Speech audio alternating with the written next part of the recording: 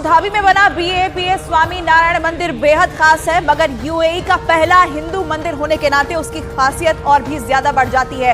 क्यों ये खास है, इसे ग्राफिकली आपको समझाते हैं एक एक करके। देखिए, 27 एकड़ में फैला है BAPS स्वामी। सोचा था ये हो पाएगा अबू धाबी में मंदिर, सोचा था हो पाएगा। प्राउड है जी हाँ, हमको प्राउड है BAPS मंदिर, स्वामी नारायण मंदिर जी, बहुत प्राउड फील हो रहा है और बहुत अच्छा लग रहा है। बहुत अच्छा लगा।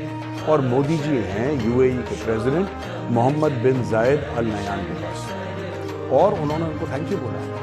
थैंक यू वो BAPS स्वामी नारायण मंदिर है उसकी ज़मीन देने के लिए और परमिशन देने के लिए, क्योंकि ये बहुत बड़ी बात है वहाँ के हिंदुओं के लिए, हम लोगों के लिए भी बहुत बड़ी बात है कि UAE की सरजमीन पे इतना भव्य, इतना विशाल, इतना सुंदर मंदिर बन रहा है। लेकिन बात सिर्फ मंदिर की नहीं है दोस्तों, बहुत सारी चीज़ें डिस्कस की गई हैं, बहुत सारी चीज़ें। और सबसे बड़ी खुशखबरी ये है कि बहुत जल्द मोदी जी ने अनाउंस कराया है कि UPI से आप UAE से पैसा लेन देन कर सकते हैं। इवेंट जो है वो UAE ने किया है मंदिर की इनॉग्रेशन, और मैं तो बिल्कुल प्लान कर रही हूँ कि कब जाकर मैं वहाँ पे मंदिर को विजिट करूँ और देखूँ। का बना है, साथ ही यहाँ न्यू जर्सी के अंदर बाप वालों का मंदिर यहाँ 27 एकड़ जमीन के ऊपर जो कि गिफ्ट की गई थी उसके ऊपर वो बना है। 27 एकड़ लैंड के ऊपर अबू धाबी के अंदर जो है UAE के अंदर। प्राइम मिनिस्टर यहाँ अबू धाबी में आ रहे हैं, शेख ज़ायद इंटरनेशनल जो क्रिकेट स्टेडियम है वहाँ पे, और बहुत बड़ा इवेंट होने वाला है। मैं ये समझता हूँ कि अबू धाबी या दुबई या UAE की हिस्ट्री का सबसे बड़ा इंडियन कम्युनिटी का इवेंट है, जिसमें 2, 4, 5 हज़ार नहीं बल्कि 60,000 के करीब जो इंडियंस हैं मौजूद होंगे इंडिया के प्राइम। दोस्तों, फ्रंटियर फीड्स में आपका स्वागत है दोस्तों। मैं हूँ आपका दीपांशु शर्मा, और दोस्तों इस वीडियो में हम डिस्कस करेंगे PM मोदी की UAE विजिट के में, जिसमें उन्होंने एक हिंदू टेम्पल का इनॉग्रेशन कर दिया है। और दोस्तों ये हिंदुओं के लिए और पूरे भारत के लिए बहुत बड़ी खबर है, क्योंकि ये तीसरा मंदिर खुलने जा रहा है यूनाइटेड अरब अमीरात के अबू धाबी में। इससे पहले जाबेल अली और दुबई में भी हिंदू मंदिर दोस्तों ओपन हो चुके हैं। तो दोस्तों इस मंदिर के लिए बताते हैं कि वहाँ के जो शेख हैं, शेख मोहम्मद बिन जायद अल नहयान, इन्होंने अपनी 13.5 एकड़ की ज़मीन को दान की थी मंदिर के लिए। और पूरा ये मंदिर जो है दोस्तों 27 एकड़ में बनने जा रहा है, जिसमें 7 टावर होंगे। जो 7 टावर होंगे वो 7 एमिरेट्स को रिप्रेजेंट करेंगे दोस्तों UAE के। और इसमें दोस्तों ये बताया जा रहा है कि इससे वहाँ के टूरिज़्म कल्चर में काफ़ी चेंज आने वाला है, जिससे कि एक गल्फ़ कंट्री में बेसिकली और UAE में डी रेडिकलाइजेशन प्रोसेस काफ़ी अच्छे से शुरू हो जाएगा। और दोस्तों इसमें टूरिज़्म की क्षेत्र की बात करें, एम्प्लॉयमेंट की बात करें, तो ये आपको पता ही है कि काफ़ी इससे एम्प्लॉयमेंट भी जनरेट होगा वहाँ पे। काफ़ी वहाँ पे जो इंडियंस हैं घूमने भी जाएंगे, और इससे काफ़ी पाकिस्तान को तो मिर्ची लगनी ही है दोस्तों, तो इसमें तो कोई दोहराया ही नहीं है। मैं हमेशा अपने माँ बाप की शुक्रगुजार हूँ और शुक्रिया अदा भी करती हूँ कि उन्होंने मुझे भारत में जन्म दिया, क्योंकि भारत हमेशा से बहुत खूबसूरत रहा है, लेकिन कुछ वक्त तक भारत को बहुत दशा और दिशा दोनों खराब कर दी गई थी कांग्रेस की वजह से।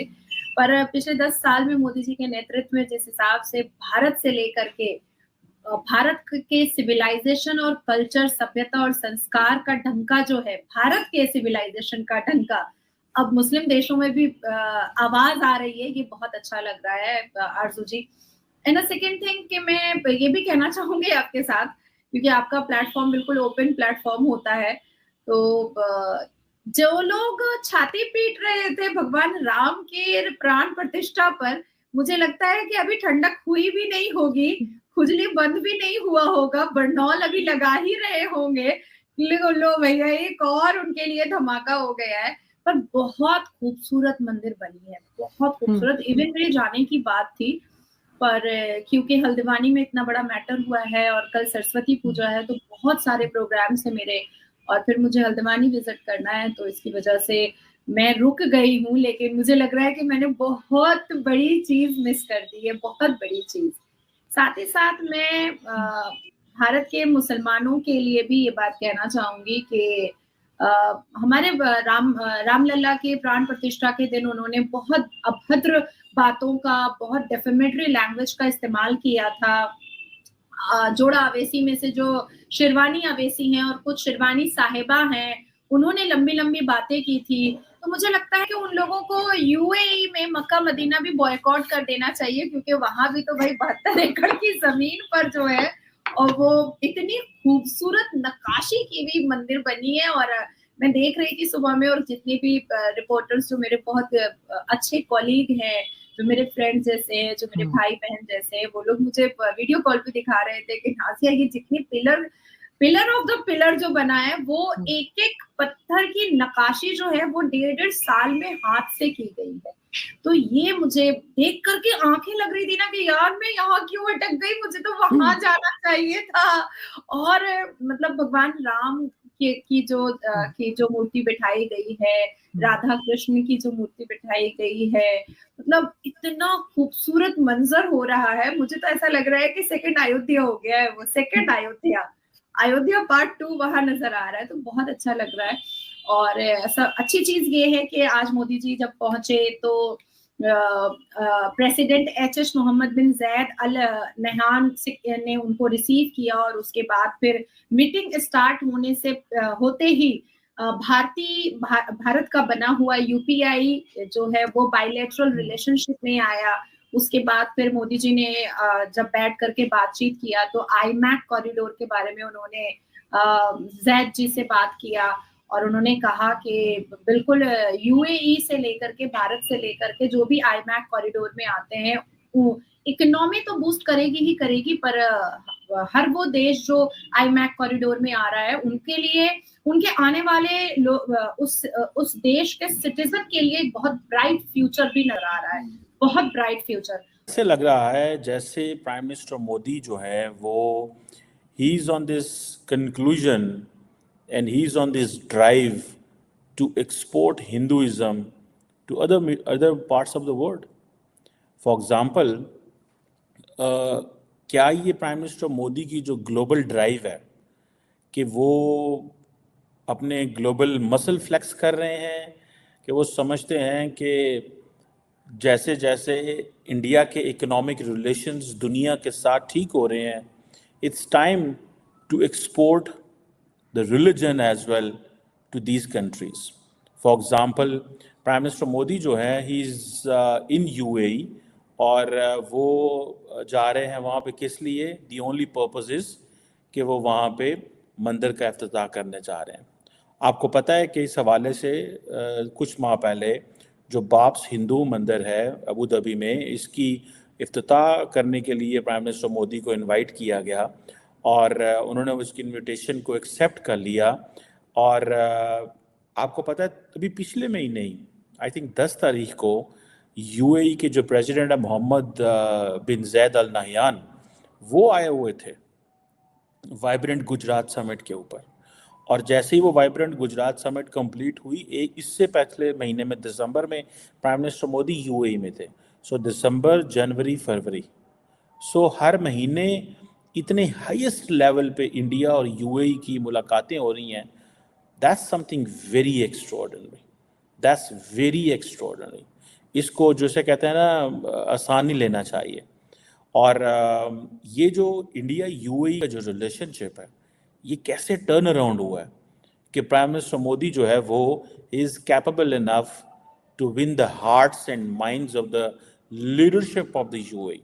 एक तो जाहिर बात है इसका ताल्लुक जो है वो इस चीज़ से भी है कि इंडियंस इतनी बड़ी तादाद में वहाँ पे मौजूद हैं that they have already win the people of United Arab Emirates with the work, और वो समझते हैं कि ये हमारे लिए एक इम्पॉर्टेंट चीज़ है।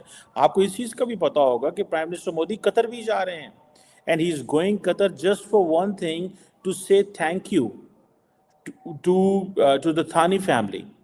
और उनको ये शुक्रिया इसलिए अदा करना पड़ रहा है, जैसे कि हमने पहले जिक्र किया था कि 8 जो इंडियन नेवी के लोग थे उनको रिहा किया गया था।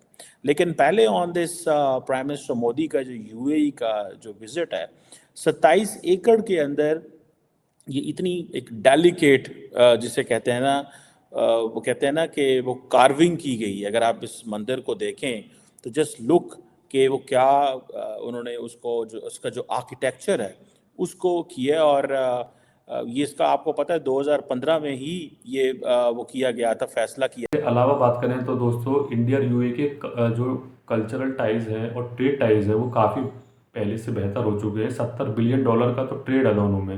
यूएई और इंडिया की बात करें तो 70 बिलियन का ट्रेड है इन दोनों में। और यहाँ तक भविष्यवाणी की जा रही है कि 2040-50 तक UAE will be a Hindu majority country, और यहाँ से बहुत अच्छा एक परिणाम निकलने वाला है। काफ़ी इसमें एग्रीमेंट साइन हुए हैं मोदी जी में और जायद अल नाहयान के बीच में।